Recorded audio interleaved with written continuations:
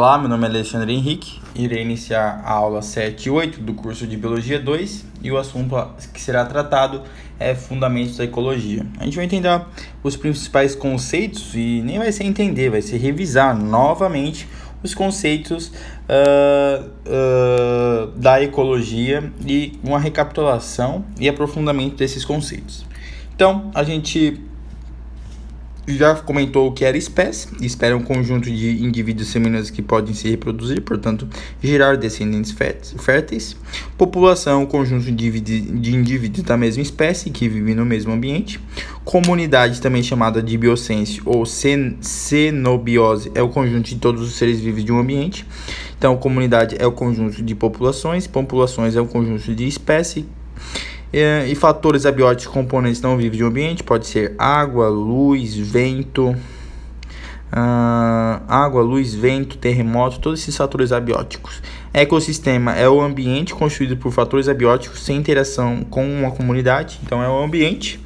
E os fatores abióticos em interação com uma comunidade, interação com um conjunto de populações. Então, o ecossistema é o fator abiótico com a comunidade. E a biosfera é o conjunto de todos os ecossistemas, é o conjunto de todos os ecossistemas, portanto, todos os fatores abióticos e todas as comunidades é a biosfera, corresponde à parte do planeta que apresenta vida. Então, aqui está o ecossistema, o ambiente que tem fatores abióticos, que é a luz, temperatura, nutrientes e gases, e os fatores bióticos, que é a comunidade, que são os organismos vivos. Tem as interações interespecíficas entre diferentes espécies, entre diferentes populações diferentes, e as relações intraespecíficas, interações intraespecíficas que está na mesma população, entre indivíduos da mesma espécie. Então, a população A entra em contato com a população B, uma interação interespecífica, e a população B em contato com ela mesma é uma relação intraespecífica, dentro da espécie, fora da espécie. E o ecossistema é a junção dos fatores abióticos com os fatores bióticos. A biosfera é o conjunto de todos os ecossistemas do planeta. Aquático, terrestre, no ar também. Então, todo esse conjunto de ecossistema com essas formas abióticas e bióticas constitui a biosfera. A divisão da biosfera. Biomas são ecossistemas com vegetação semelhante, são comunidades estáveis, adaptadas às condições ecológicas de uma região e caracterizadas por um tipo predominantemente de vegetação, são os biomas. Tem as características predominantemente iguais.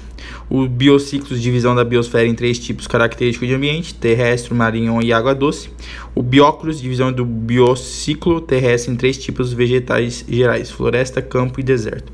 Então, o biociclo é terrestre, marinho, água doce, e bióclus é floresta, campo e deserto. Tipos de vegetais e tipos de ambientes diferentes. Então, os biomas, comunidades estáveis caracterizadas por um tipo de vegetação.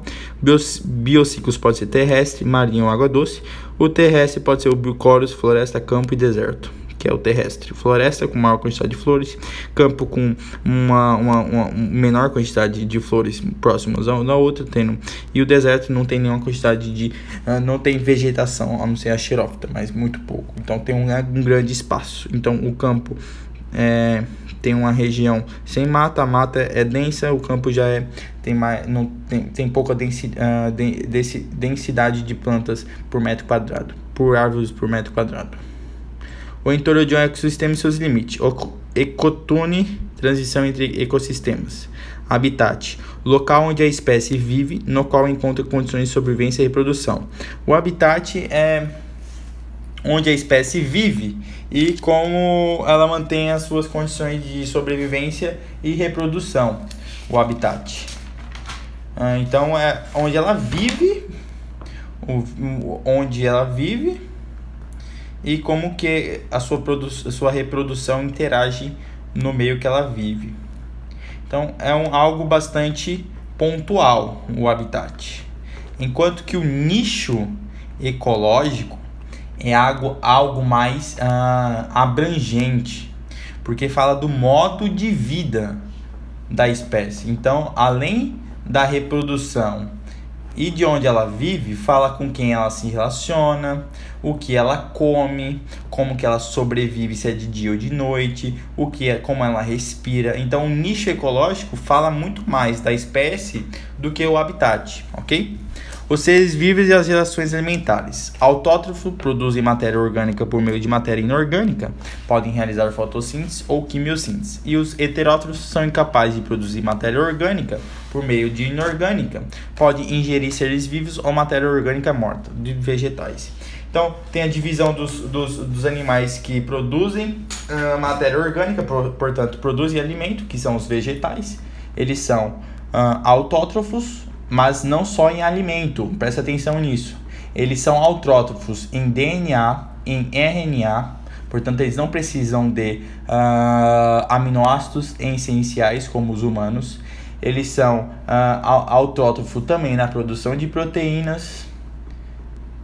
Então eles não precisam de nada do meio externo, somente os componentes inorgânicos para formação dessas macromoléculas, como glicerol, lipídio, proteínas e enzimas. Então, ele é autrótrofo em tudo, enquanto que nós humanos somos heterótrofos, então não produzimos nossa matéria orgânica, não produzimos nosso alimento e precisamos se alimentar de matéria orgânica feita pelos vegetais ou animais mortos, matéria orgânica morta.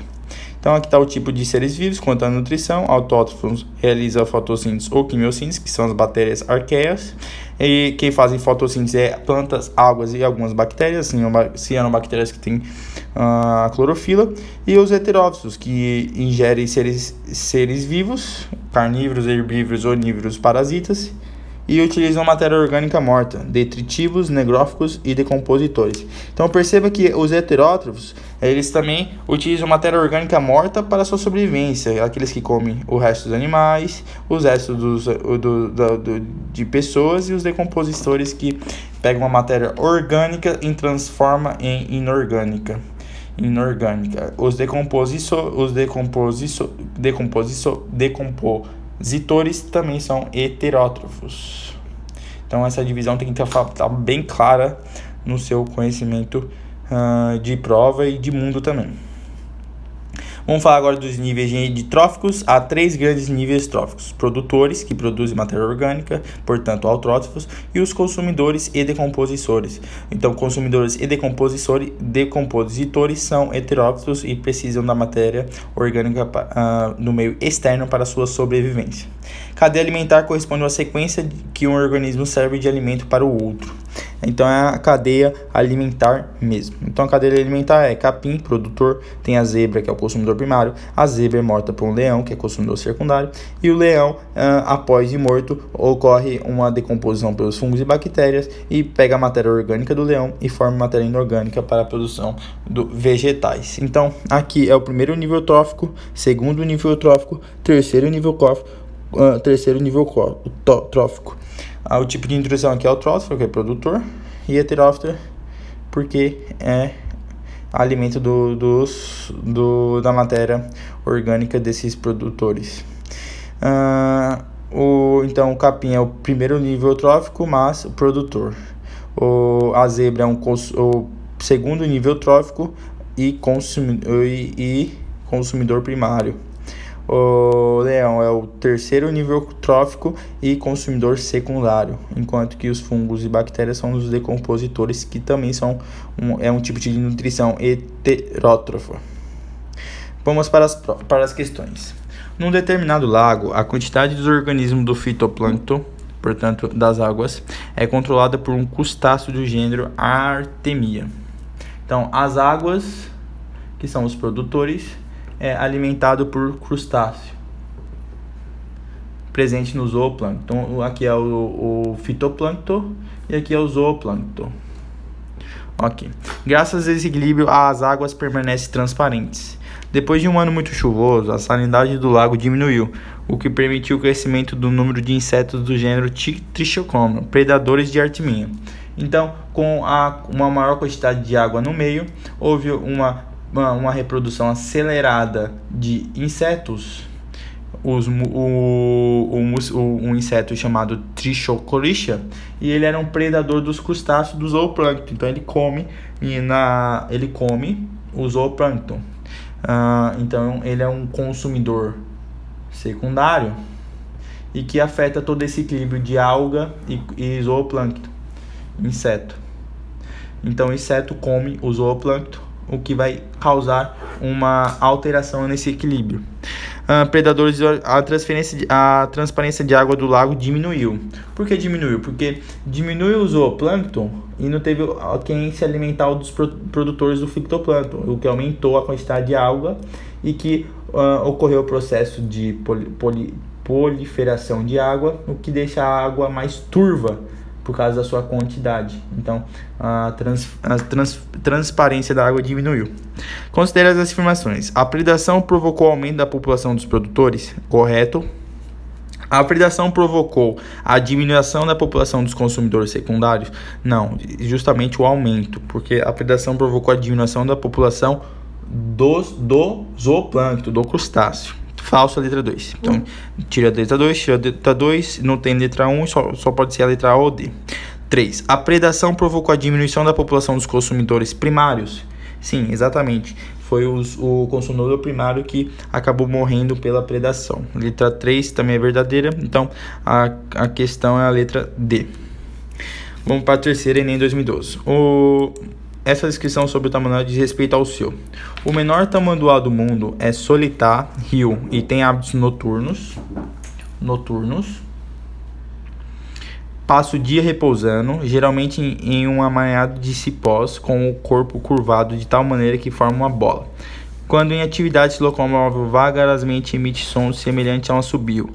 A cada gestação gera um único filhote. A cria é deixada em uma árvore à noite e é amamentada pela mãe até que tenha idade para procurar alimento.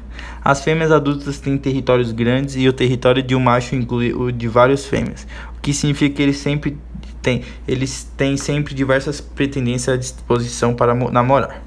Essa descrição sobre o tamanho de respeito a... você percebeu que ele falou exatamente como o organismo vive, como ele vive e sua reprodução. Ok? Então, ele falou...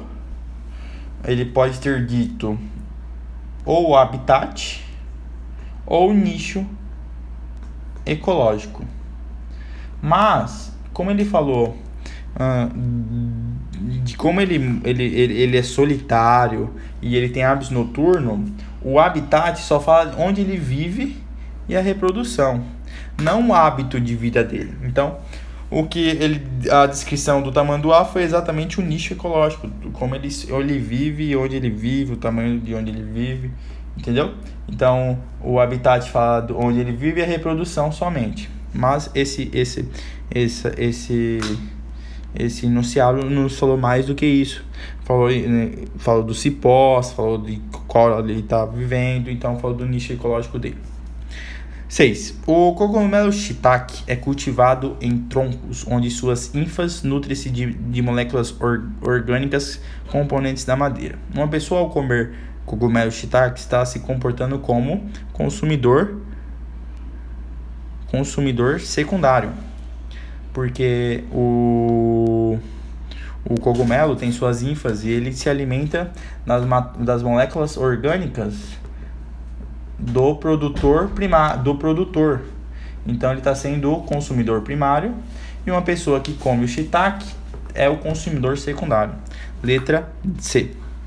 Vamos para a FUVEST 2015. Analise o gráfico a seguir relativo à mortalidade de fêmeas férteis de camarão da areia em água aerada em diferentes temperaturas e salinidade durante o determinado período. Então aqui tem uma temperatura alta, aqui tem a quantidade de animais e a salinidade. Se você aumentar muito a quantidade de sal na água e a temperatura em 20 graus Celsius, mantém 20 graus Celsius, o aumento da salinidade diminui. Diminui a mortalidade é 0. Enquanto que se você deixa uma salinidade baixa, a mortalidade é muito alta, de 100%. Então a gente está falando aqui, a letra A. Qual dos seguintes conceitos, ecossistema, habitat, nicho ecológico, está implícito nesse gráfico? Bom, a gente está vendo temperatura, e salinidade relacionado à sobrevivência da espécie.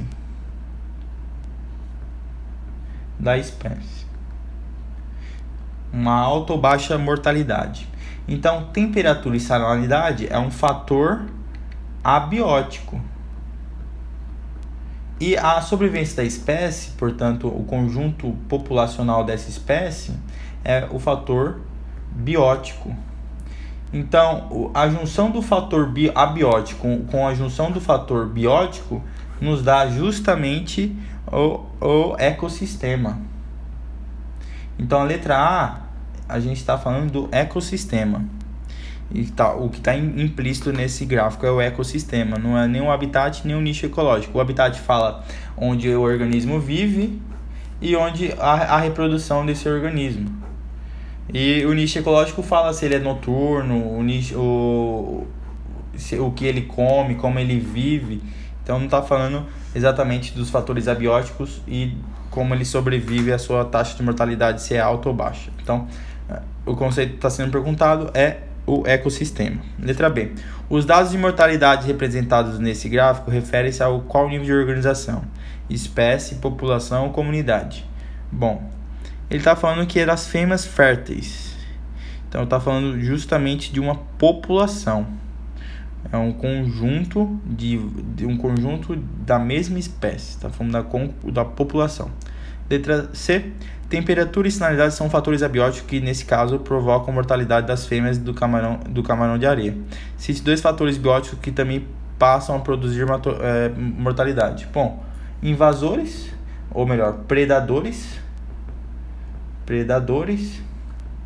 como, por exemplo, peixes. Predadores interespecíficos, portanto, de espécie diferente.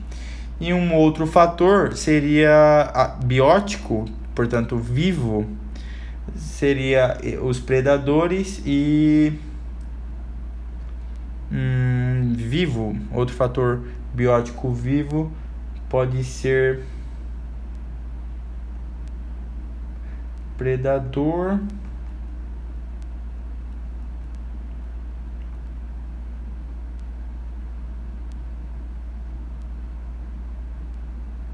e a ausência de machos da mesma espécie, o que não ocorre a fecundação e assim não tem o aumento populacional, o que resulta no seu desaparecimento da espécie. Então, esses dois fatores bióticos, os predadores e a ausência de machos férteis, pode diminuir a quantidade populacional dessa espécie, assim produzir também a sua mortalidade. Ok? Deixa o like, compartilha e até a próxima.